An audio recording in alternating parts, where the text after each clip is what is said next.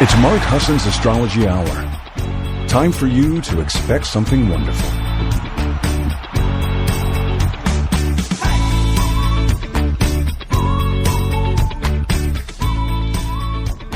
Well, hello, everybody, and welcome. It's Mark Husson. It's Mark Husson's Astrology Hour coming to you live November 18th, 2024. It's about 8 a.m.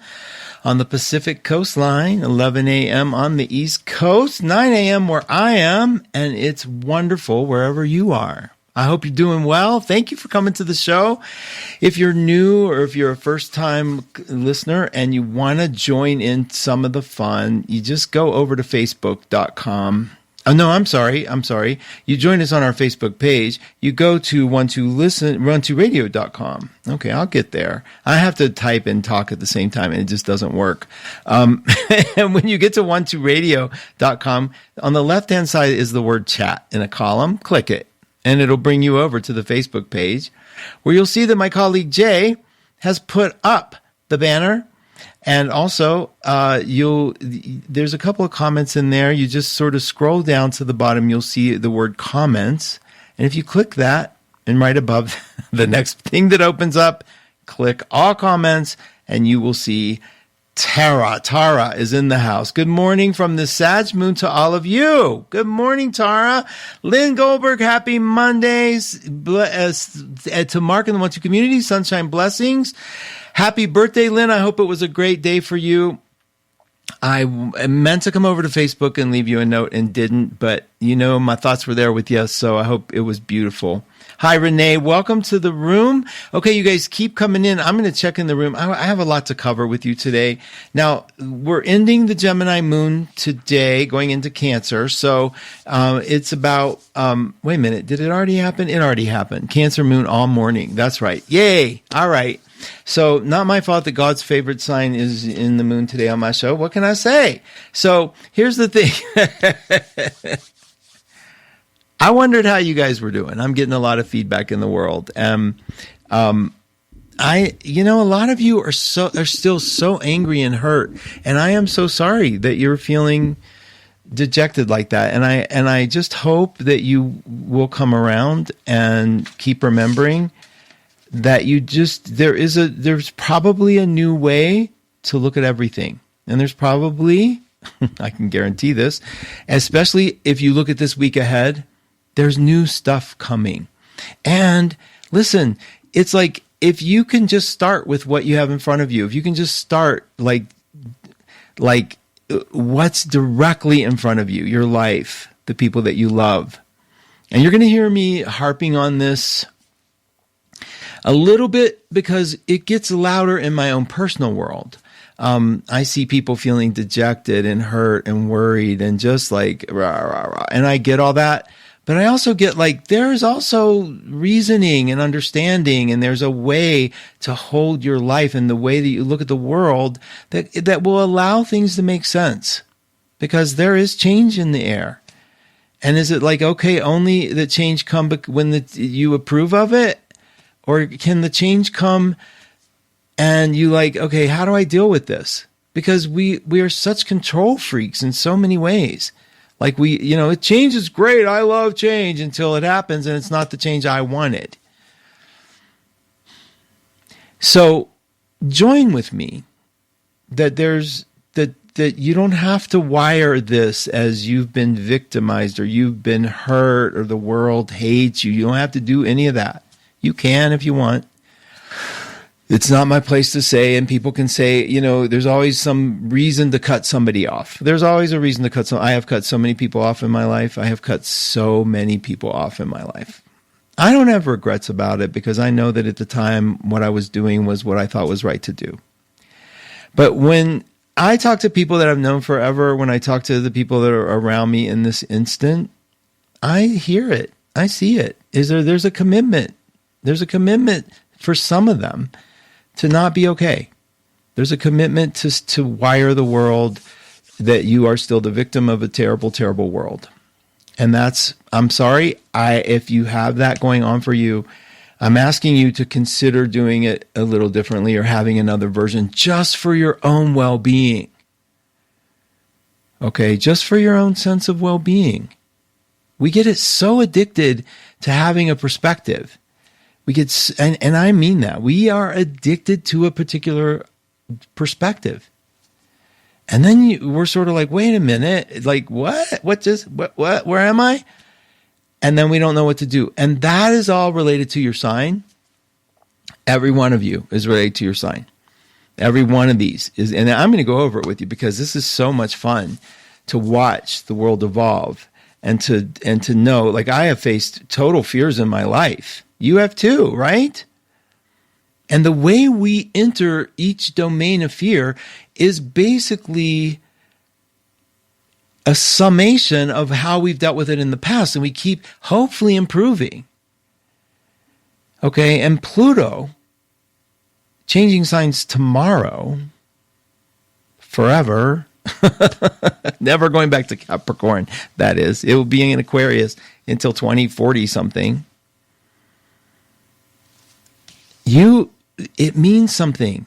It gives us, there's something here about a new road ahead, a new road map ahead. And I want to invite you to, like, whatever grievances you're feeling, to sort of see that as part of the old addiction. Okay? There's an addiction to counting what's wrong with us or what's wrong with the world. I am definitely stricken with that addiction. Boy, I can walk out and just criticize the hell out of the world. And there's something to be said about you've done this for so long that if you gave it up, what was it all for? The sunken loss theory. Doesn't just apply to gambling. You've invested so much time and so much energy and so much anger and so much hope and so much fear and so much whatever into a perspective that giving it up is like it could freaking kill you. But it doesn't have to. Sometimes giving it up, like walking away from the slot machine that you think you've been at for an hour and it deserves to hit. Sometimes walking away is the smartest, nicest, kindest thing you can do for yourself. And sometimes just accepting what is. It is what it is. Just accepting it can be the greatest thing you could do for yourself.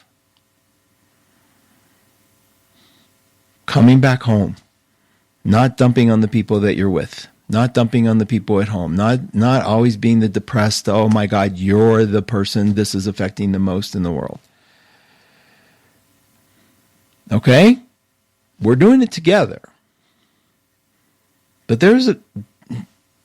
life doesn't have to be about like always being out for the enemy, right? Life doesn't have to be about always being out for the what's going to hurt me. Life can be about what can also bring me some joy. Depends on where you want to put it, all right?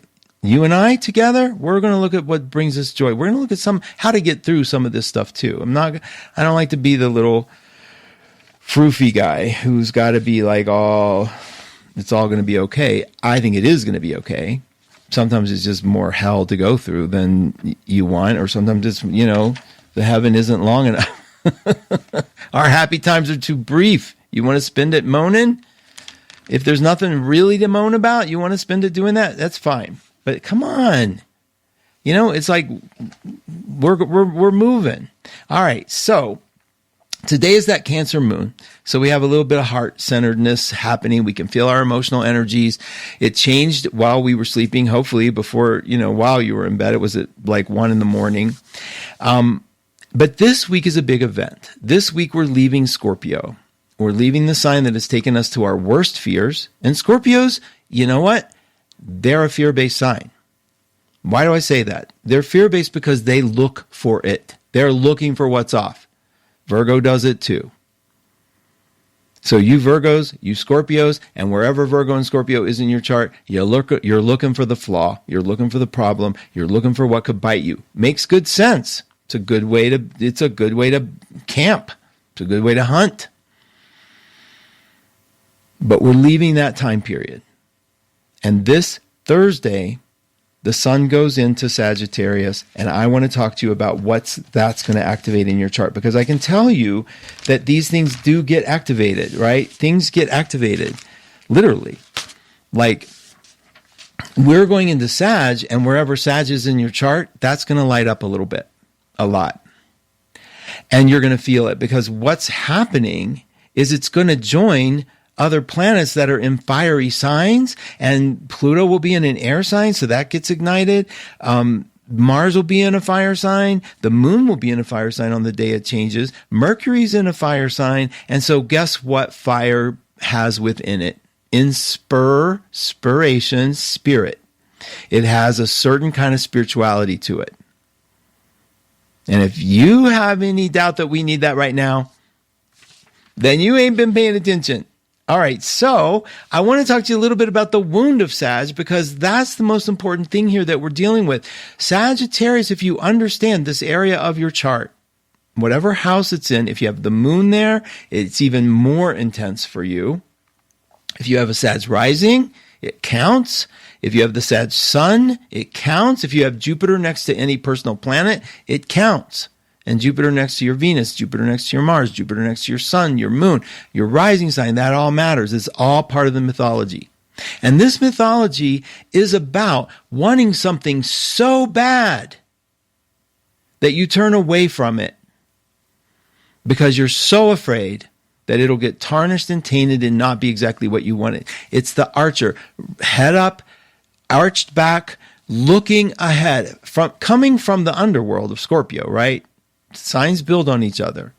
So we're coming up from the underworld, and we're lifting our head up, and we're looking at the sky, and we're going, what's next? But in true Sagittarius form, there's a problem. There's a thorn. And that's what I want to talk to you about. What is the thorn that you're holding on to? What is the thorn that keeps you going? What is the thorn that is the thing that reminds you that you're mortal and makes you really angry that you're mortal? Sagittarians, man, I'm telling you, children of Zeus, children of Jupiter, and wherever you have Sag in your chart, all of this stuff, there's a desire, there's a hope, there's a belief that you're so much more. You're part divine. Zeus was the king of gods, they called him. But he wasn't all powerful. He was just pretty much what you would expect for a male who has a lot of power and has been pampered his whole life. I know you don't know a lot of those people, but he, though, was bound emotionally, mentally, spiritually, legally, by order and virtue of the goddesses who were in charge, his mom, particularly Rhea. He was bound to Hera, who was also his sister, his wife, his lover. And they were equals. And so Zeus and Hera had this thing where the more he would he wanted to go play the field, and so she would go hunt down anybody he was playing with, man. She would make sure, and the vice versa. She had a couple people that were in love with her, and this is how the story of Chiron gets started.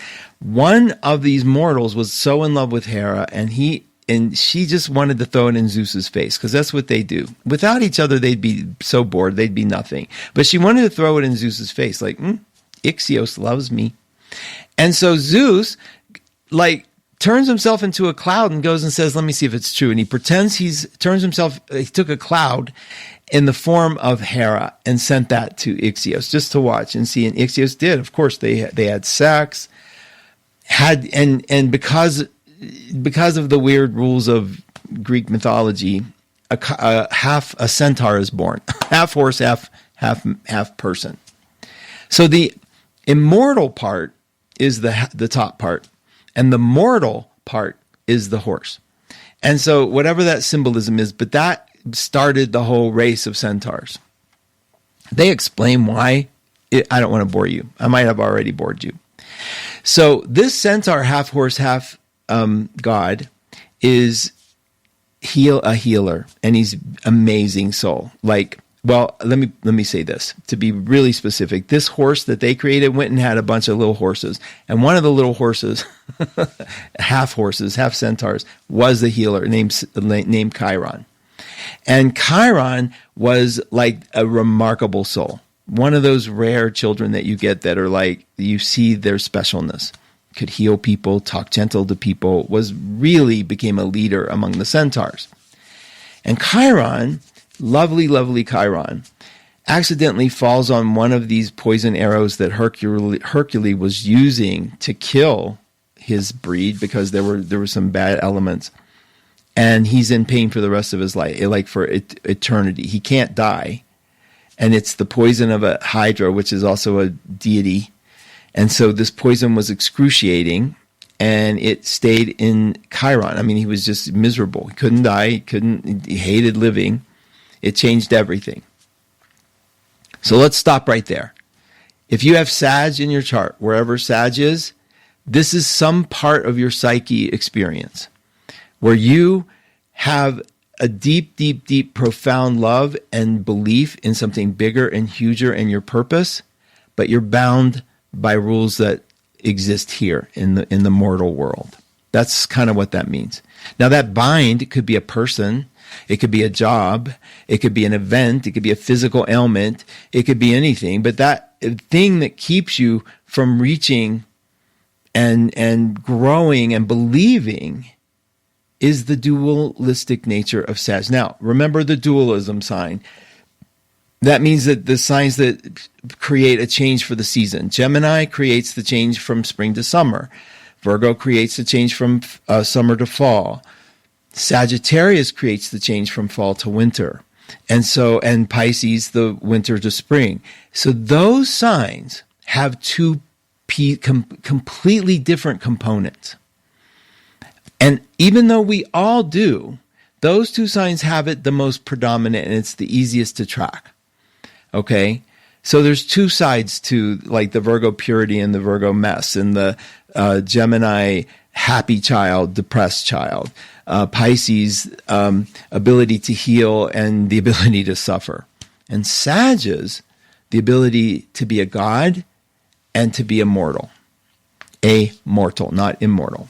Okay, so Sag has both of those components in there, and they wrestle all the time. And wherever you have Sagittarius in your chart, you wrestle with that. And so you see these Sagittarians, if you know a Sag, you see them with this incredible desire to see their wisdom reflected in you. That's why we tease them that they're the chatterboxes, because they don't just want to talk. It's the opposite sign of Gemini. Gemini can talk to anybody about anything. Sag wants to talk to you about something that matters. They're the fire component, makes it really different. Sag wants to believe in something bigger. But Sages usually have a hard time confronting this wound. So they deny it. They ignore it. They push it aside. Now, Donald Trump has a Sagittarius moon. And you can see this kind of acted out a little bit. The grandiosity, but also confronting the confines of being mortal in his reality.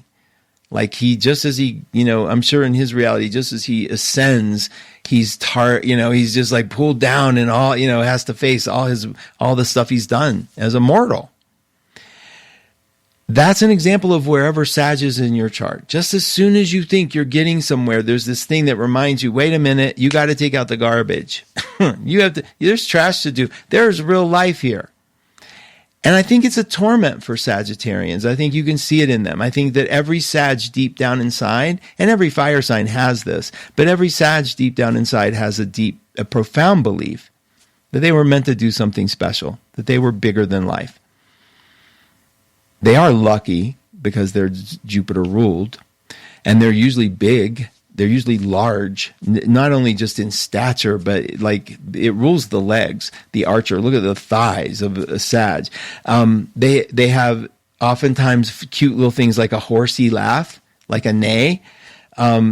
They can be boisterous. They can be larger than life in terms of, their stories that they tell. And every story, they don't ever want to sound boring. And if you have Saturn in Sag, that's particularly true for you. I had a Saturn in Sag friend. Dear God, you could see the fear of looking like your life was boring. So we even made a game after them. I'm keeping everything evasive, but we used to even have a game because it would be like, they could make this event even more special. Okay. So Sagittarians, if you see this, so if you have Sag like in your second house of money, you sometimes feel like the richest person in the world and the poorest. You've known both. And if you're a Sag rising, you come across as like a great orator or somebody who's very, very jovial. And at the same time, maybe get afraid of showing that you also have duties and responsibilities that aren't related to that. Okay, it's the fight. It's the constant internal fight. And we're entering that time period where we're going to be able to be confronted, and we will be confronted with two components that are basically Sagittarian. It's, are we going to be gods and goddesses, or are we going to be condemned to a mortality in a prison? And I think that's the fear we struggle with. I think it's being made clear that fear is sort of like, taking a lot of the consciousness. But I have a lot more comments to check on, you guys. Let me check on real quick because when I first came, I guess I came a little early, and now I see a ton. So let me just say hi, please, real quick. So let's see. Judith is in the house. Hi, Judith. Mary Jean, hi. Quelly, good to see you. Denise, Mark, you're so right on. Changes and challenges ahead and can be inspiring if one lets it. I'm a Sag, and you have a moon in Virgo, a rising in Scorpio. Denise, thank you. And, that's the other thing I want to say. And I'll get to this, even though I like to talk about the wound and the shadow, because I think that's an important thing that we don't get to, it's called a shadow because we don't see it. And so we have a shadow. The United States has a Sag rising chart. So we have a shadow, we have a dark side, but we also, I say that so we can look at it and bring light to it, not so we can just sort of judge it. So Judith says, Jupiter and Gemini overload new idea stuff. It's making me throw out so much old stuff. Now I'm cleaning and sorting by candlelight, easier on the eyes. Charlene, big hug to Mark and the 1-2 friends working through the moon shift. Woke up at 4 a.m. this morning, sloshing around in all the past incidents where I might have hurt someone by being me, nagging voice in my head, working through it. Charlene, lovely, lovely. Now here's the thing. We don't know who you are now. And this is so important, please. Who you are now might be different than that person that was hurt by something you think you said, right? And sometimes in that moment, some of what you're saying is the thing that needs to be in the space. So the forgiveness comes in by remembering you were who you were then, right? That's who you were. We have a lot, and I have to do the same thing. That was my perspective at the time. And at the time, I have to believe that those two synergies came together for a reason, that my personality met the other person's personality for a reason. And I defended it the best I could of who I was. So bring some love in there, girl. Don't linger on the you as a past. There's truly an ability to forgive, and whether or not the other person ever can, but their job when things come at us, our job when things come at us, is to wrestle them through to find the place where we can be okay with who we are. And we can remember that loving can kind of erase the pain of not being very loving. Radical acceptance, says Judith. Laura, good morning. Eva, thank you for being here. Hi, Maya, thank you. Jennifer's in the house. Hi, Jennifer. Jennifer and Peggy are in the house. Both of those are advisors at 12listen.com who we've had an extraordinary week. I know that a lot of phone calls have been coming in at 12listen.com. I know a lot of people are scared. My staff is ready to be with you and to really be there in a loving and objective way. I promise, for everyone. Lori Love, Mark, Scorpio rising, Virgo moon here. The accuracy, I feel attacked.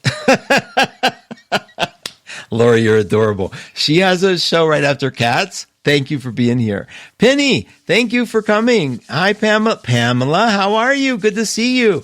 Joni, good morning, Mark. Right on to your opening and love your input on the mythology. Oh, You guys, thank you for the love, Joni. That's very kind. I love the centaur mythology, says Chris. I know, it's very powerful, you guys. Liz Green is brilliant, and she talks about it. It's a little hard to get through because she likes using the official Greek names, but we're going to cover that a little more because he was a sweetheart. And how the story ends is very sad, but it's also very healing. So we're going to continue it. Patricia, thanks for being here. Jay, thanks for being here, Jay, and thanks for putting up the chart. Always appreciate what you do. Jay is also an advisor at One to Listen. It's like here he's in the role of being our radio producer, but he also is an advisor at One to Listen. Jay wears many hats. I know you all are getting to know Jay. Laura, thanks for being here. And Jackie, good golly, it's Markology. My wordsmith, Jackie. Thank you. So here's the thing, guys. It's appropriate that we're talking about Sag under the Scorpio umbrella of the sun. So we still have a few more Scorpio birthdays to get through. Happy birthday, Ethne.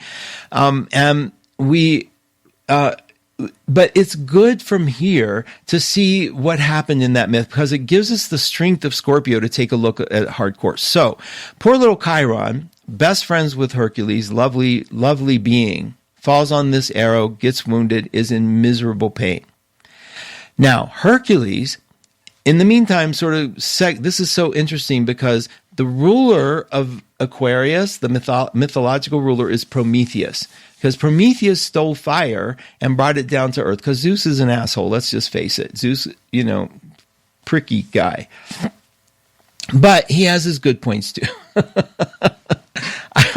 And so Prometheus, Zeus was like, I hate humans. They can live without fire, blah, blah, blah. And Prometheus took it to them and gave us fire, basically, and then got punished for it to have his liver eaten out every single day by Zeus. Now, Hercules freed him, and Zeus is pissed, and he's like, okay, you have to give me a replacement. Well, guess who volunteers? The lovely sweetheart Chiron. Chiron says, look, I'm in pain anyway, dude. It's not just daily eating out my liver. And Zeus was very moved by this and sort of took him and made him a constellation. That's how we have the constellation of Orion because of the sacrifices of Chiron. Okay, now let's break this down a little more. Wherever you have Sag in your chart, you are a true healer. You do healing. If you have it in your second house, like I said, you heal money. You can heal your body. If you have it in the third house, you might be the healer with siblings. You might have healed your relationship with somebody. I'm going to use the healing umbrella because I want you to believe and understand that you have that. Wherever it is in your chart, we all have a component where we do healing. And the reason we can do healing is because we believe in something bigger. We believe that there's something more for us. And I think that is also defined as hope, optimism, reality. And we can bring hope, or we can seek hope, and we know what it does when we have that as our mission. We know what it does when we give somebody else a reason to have it. That's why all this complaining, all this victim-y stuff that we do, it sort of like dampens hope. Because you're like, where's my hope? I'm hopeless. I'm sorry that you feel hopeless, but if you can't muster up a reason to believe in something, if you can't give that to yourself, then to me, you're being abusive to you and maybe to the people around you. How can your children, if you have children or your family members or your animals, my little boys, I want to keep happy for my boys, my little doggies. Sounds so silly when you're not feeling your heart, but they deserve to have a daddy that sort of loves on them and remembers to come up and kiss them all the time and tell them, they're amazing. And when I do that, I know I'm doing it to myself. I know I'm giving my household a feeling of kind of love. And where we're going with this, what you're hearing in me is the onset of Sagittarius. This is where it is. You got to shake this off. You got to believe that you're not the victim somewhere in there. And you have to believe that there's a fire you can follow inside of you. There's a point of hope. Don't erase that. So if Sag is in your third house, in your fourth house, you might have had a Sagittarian type father. And that could have been somebody now who did the negative part, the Zeusy parts. But I can tell you this. If you know a Sag, if you know a Sag moon, if you know a Sag rising, it doesn't hurt to be kind to them, to be encouraging to them, flattering to them. All the fire signs, you guys, no matter how we deal with this, and we all are components of every astrological sign. All the fire signs love a little ego stroking. It doesn't hurt to say but you got to do it authentically. You can't just go flatter. You got to be like, this is real. You're pretty amazing. And when you do something like that to somebody who's not feeling it and they can let it in a little bit, you just gave them the torch. You just gave them something. And you know what they'll give back? The same Jupiterian experience. If you're doing this with Sagittarian people, the profound gift that comes back is kind of amazing. If you've ever had a fire sign friend, right? Fiery friend, Aries, Leo, Sag, they might look like they have an ability to take care of themselves and keep themselves as the focus. They're really good at it. And wherever you have it in you, you're good at it there. But you ever notice that moment that surprises you when they bring it back on you and it's like, wow, it's unashamedly inspired? It's like, ooh, that felt good. See, Tauruses have that little magic too, because when you're good to a Taurus and they come back with a little bit of like goodness on you, it's sort of like, oh, that felt good. But there's something about the fiery nature of the fire signs that if you can feel it, it's kind of addicting. And what I'm pointing to is not about just the people around you. It's using the Sagittarian moment when the sun goes into Sagittarius Thursday morning. It'll be just early afternoon for most of us, but like noon on Pacific time, right? Just before noon. When it enters Sag, there is a new sort of fiery torch we get to carry.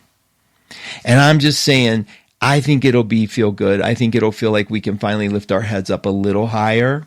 I love Scorpio because I live in that realm and I can see the worst of anything that's going on. So if you're hearing me say you don't have to look for the worst, I already did it. And I'm telling you, you don't have to look anymore. It's okay. And when this sun comes Thursday and enters Sagittarius, there is the opportunity to use Jupiter to further ourselves, to bring us into the light a little more, to bring a little hope in. And honestly, I think if you do that, you get rewarded for it. Under Sag, under the sort of Jupiter energy of benevolence and kindness, I think the kinder we are, the more hopeful we can be. And it's not just tolerance. It's believing it ain't about who's the president in our lives. It's about who's president in yours. And it's an awkward play on words, but it's you being here for you. I don't care who's happening in that outside movie. It's you being here with you. Turn off the noise and let's make some plans to get rich, to get abundant, to get whole, to get spiritual, to get healthy. Let's make that the Sagittarian gifts that we have. Let's use Chiron's sacrifice. Symbolic sacrifice. Now, I know there's a lot of Christian metaphor for sacrifice. Use that if you want. They're beautiful. Jesus was a great, great reflection of sacrifice for love. Chiron, great sacrifice for love. But you don't have to recreate it. You don't have to sacrifice yourself. You don't have to martyr yourself. You don't have to do any of those things to bring a sense of that hope back into your life and to extend it to your family. And a lot of you, I know a lot of you are overwhelmed because you have real life problems going on. Nothing to do with politics, but you have real life problems going on. Bring some hope and light in there. Let the fire be healing. Believe in the Sag cycle that there is such a thing as true miracle, true breakthrough. Why not? Because you can convince yourself none of that's true and it's all magical thinking, or you could convince yourself, so what? One feels good, one feels like shit. I can promise you. You all know that anyway. So That's happening Thursday. But guess what's happening tomorrow? Pluto entering Aquarius, like I told you already, for the never to go back into Capricorn. And if you break down Aquarius, remember what I told you Prometheus did? Brought fire. Isn't that an interesting symbol? Aquarius, rebel to the core, called the water bearer. The mythology is about bringing fire to mankind and then being an air sign. I mean, it's pretty crazy. The Aquarius breaks all the rules constantly. And that Pluto is the generational Aquarius. That is like the one, the zeitgeist, the change. And it's going to be a change in technology. It's going to be a change how we understand things. And it's going to include humanity. It has to. It's Pluto. It's Aquarius. I mean, think about it. Prometheus brought fire not just to his girlfriend or his boyfriend. He brought it to all people.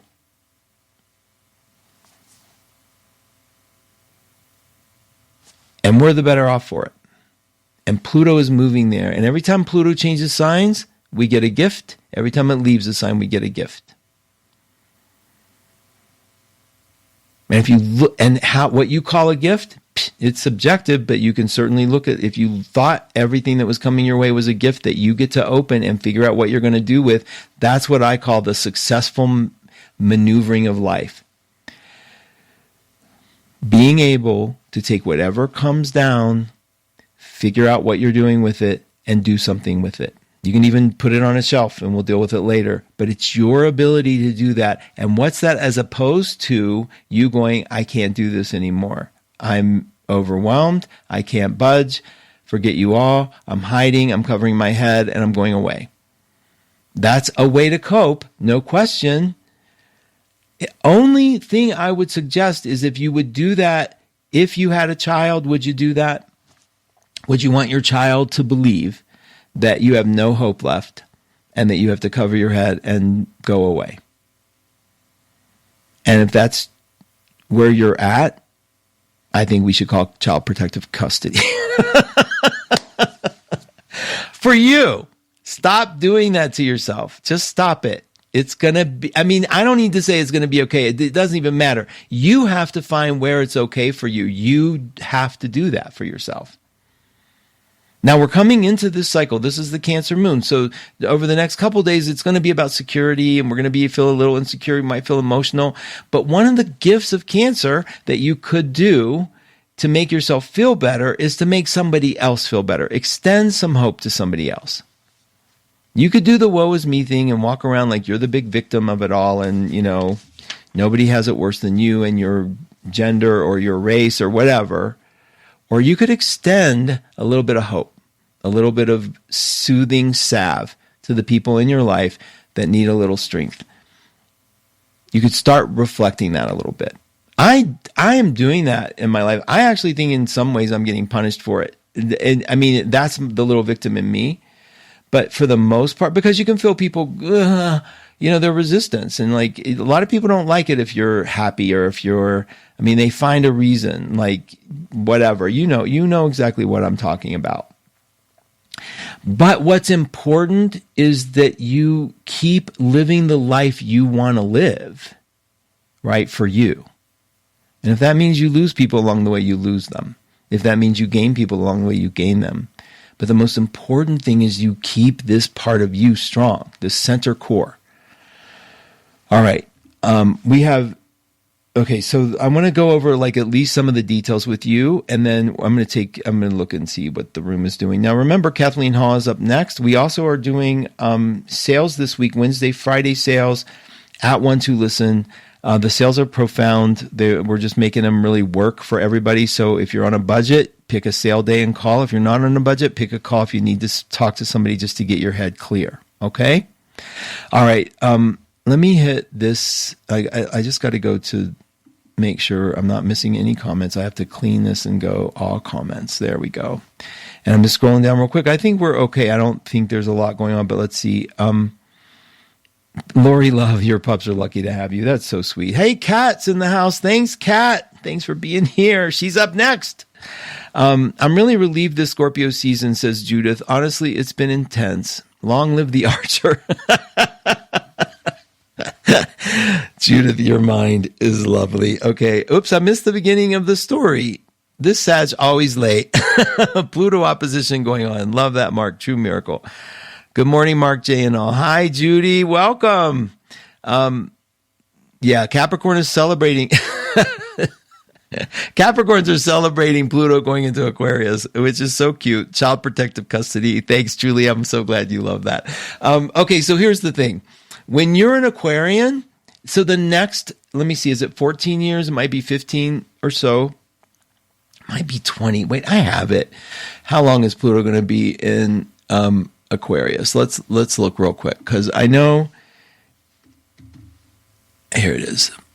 Okay. 2043. So this is a big one. 20 years. Now, if you're an Aquarian and you were born in January, let's say January 19th through the first week. Let's just give it the first week or so. Maybe just till January 19th through February 1st. Those 2 weeks. Over the next 2 or 3 years, your life will change. Now, why that might be scary to hear, I don't know. But I can tell you this. What Pluto gave me, because Pluto's been through mine, I just had it opposing my sun when it was in Capricorn. What changed was a sense of inner strength.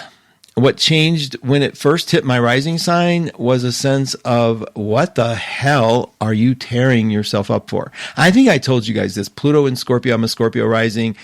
I was accused of something that didn't happen. I mean, I'll just go there. And it was a sexual thing. It was that somebody was really mad at me and they made up this story and they ran a coffee house, right? And you can believe anything you want. You're only hearing my side of the story, but I can promise you, I am as naive and clean sexually as it comes. I mean, I'm just a nerd.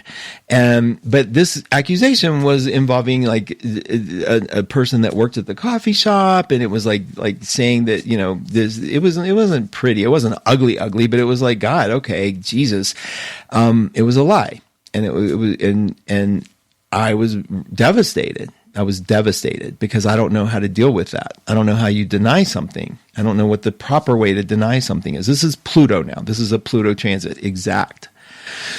And so, you know, I had the love of my friends and John, and I was just a wreck. I was like, I don't know how you deny something. You sound guilty if you deny it. You just like, okay, I don't know. Do you just say it didn't happen? That's not true. Or why are you being so mean? Blah, blah, blah. And so I went to get coffee.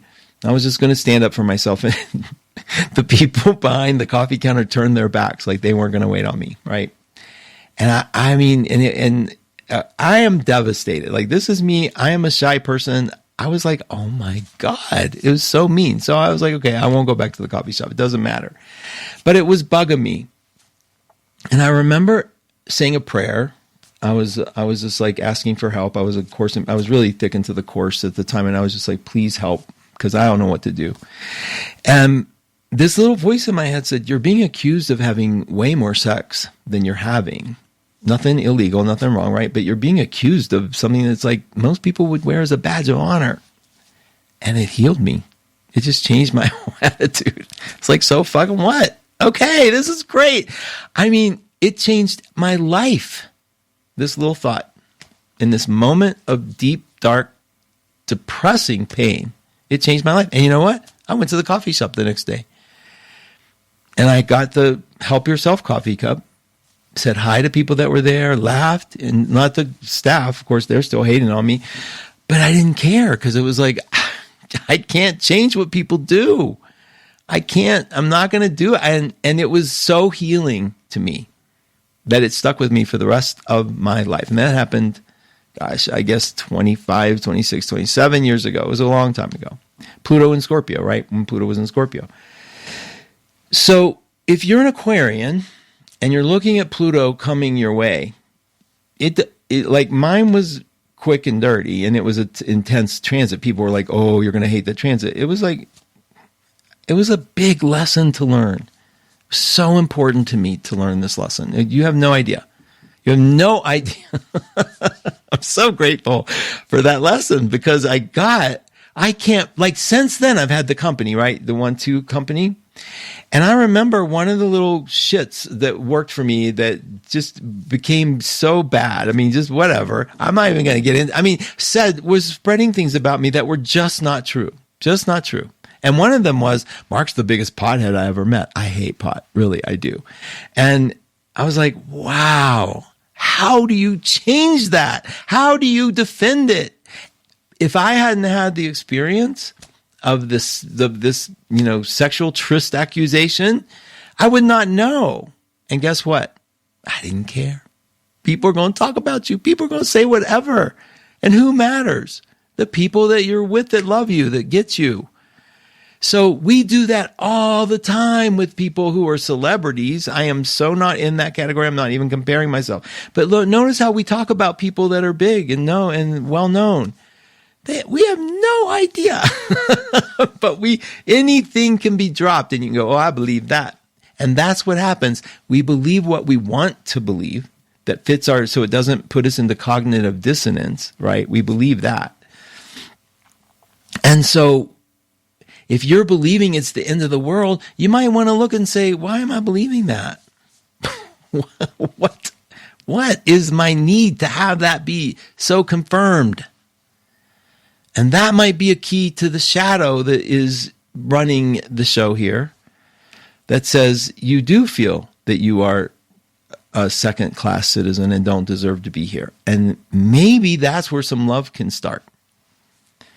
So Pluto in Aquarius, yeah, it's definitely gonna take you in and open you up because that's what Pluto does. It's the ruler of the underworld. So you get to be an honorary Scorpio for a while, little Aquarians and little Aquarian moons. You get to be honorary Scorpios. That's what happens. You get deep. Not that you aren't deep, but you get deep in the emotional sense. You get to look at fears that you're afraid to look at. Aquarians are very afraid to look at certain things that don't fit. I think cognitive dissonance, that inability to take two facts that seem contradictory and work them out. I think Aquarians are the kings and queens of that phenomenon. And I think wherever we have Aquarius, we have beliefs set up. I think they get to be challenged. And I think that's what's going to... And I'm going to be here for you. Now, fixed signs like Taurus and Scorpio are going to have this squaring their stuff. I'm not a big fan of squares, but if you look and see if anybody was in Aries, Pluto the whole time in Capricorn squared the Aries sign and the Libras. Did they do okay? If they did, I think we have reference that we're going to be fine. So don't let it freak you out when you see these things. We're going to go through them each time they evolve. We still have Saturn to deal with going into Aries. We still have Neptune going into Aries. And we still have Uranus leaving Taurus and going into Gemini. And then you get to talk to Tauruses, the people who are least friendly to change, and see if they did okay. And I have a feeling every single Taurus you talk to is going to say it was definitely the most interesting ride of my life, and I'm okay. I think you're going to find most Tauruses landed on their feet. I think that's sort of like the lesson for all of us, right? We land. Life sucks sometimes. We had Kelly on last week on CA's show talking about just the whole Buddhist idea that it's not supposed to be a joyride. And we'll get into that later, deeper. But it can be a ride that you remember. When you remember it's not supposed to be a joyride, you kind of like keep your sights on something a little bigger.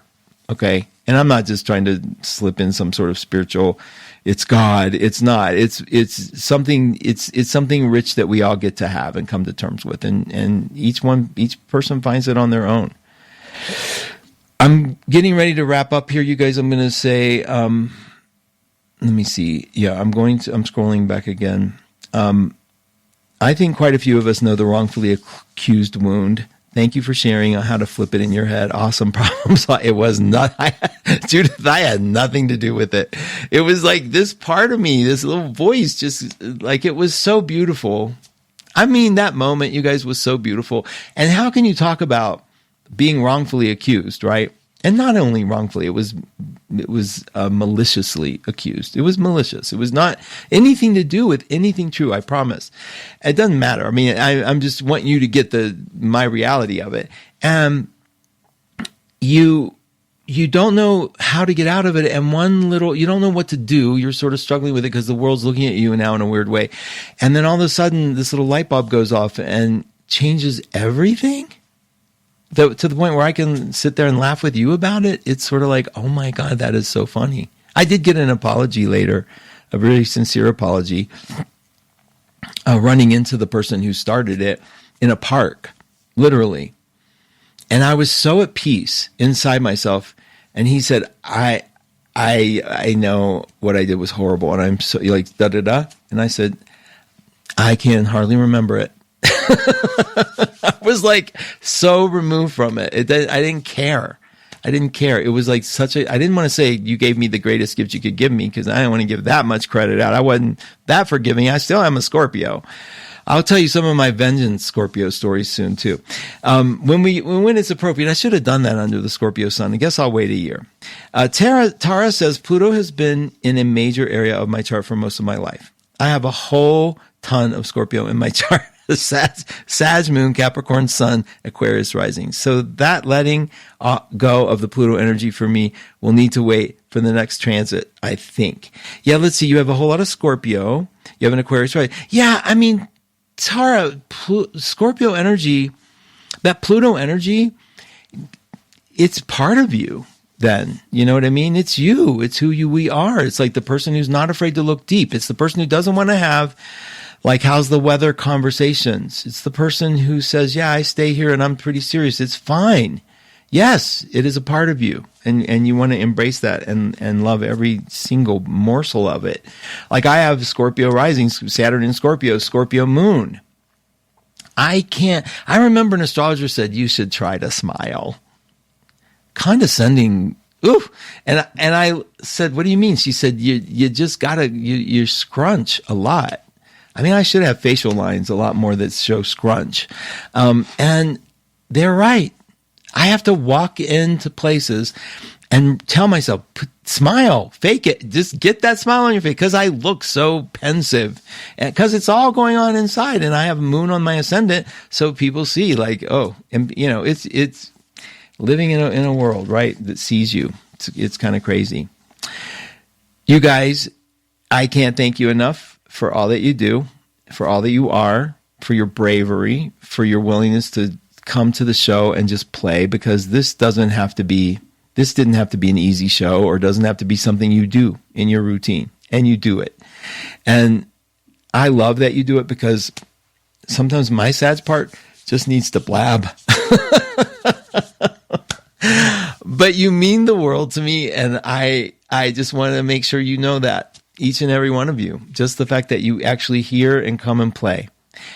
1-2 Radio is continuing to thrive and be alive. I hope you'll stay tuned for the amazing Kathleen Nicholson coming up.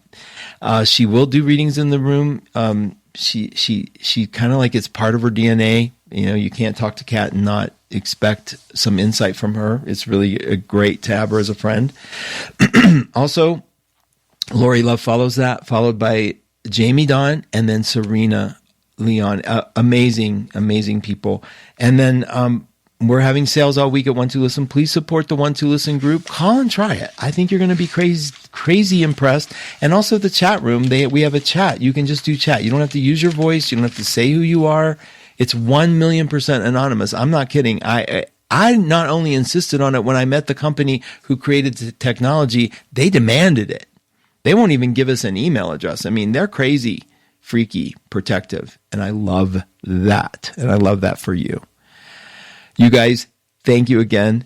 This is Mark Husson. This is Mark's Astrology Hour. I'm signing out. We're going to party under this Cancer moon. And Thursday, happy birthday, Sages. We'll be talking more about you next week. You guys have a lovely week. We're here for you. I promise.